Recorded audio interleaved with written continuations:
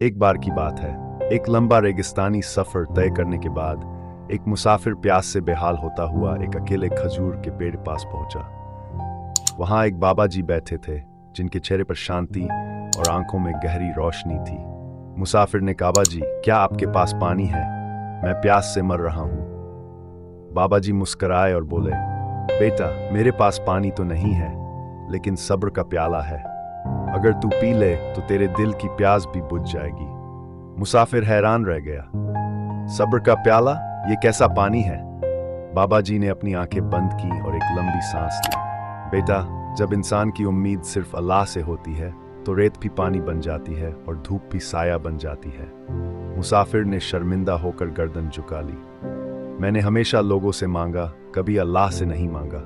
बाबा जी ने अपनी लाठी उठाई और खजूर के पेड़ की ओर इशारा किया। ये पेड़ रेत में उगा, बिना पानी के, फिर भी फल देता है। क्यों? क्योंकि ये अल्लाह के हुक्म पर कायम है। मुसाफिर की आंखों में आंसू आ गए। मुझे भी सिखाए, मैं भी इस खजूर के पेड़ जैसा बनना चाहता हूँ। बाबा जी ने कहा, 2 रकत नमाज पढ़ो। नमाज वो बीज है जिससे सब्र का दरख्त उगता है। मुसाफिर ने पहली बार दिल से नमाज पढ़ी। जैसे ही वह सजदे में गया, उसे महसूस हुआ कि रेगिस्तान की तपती गर्मी ठंडी हवा में बदल गई है और जैसे कोई फरिश्ता उसके सिर पर साया कर रहा हो। नमाज खत्म होते ही अचानक बादल छा गए, ठंडी हवा चली और दूर से एक काफिला आता दिखा।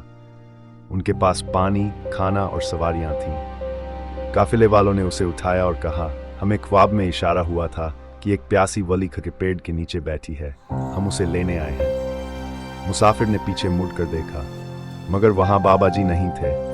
सिर्फ एक लाठी रेत में गड़ी थी और उसके पास एक पत्ता रखा था जिस पर यह दुआ लिखी थी, जो अल्लाह पर भरोसा करता है, अल्लाह उसके लिए काफी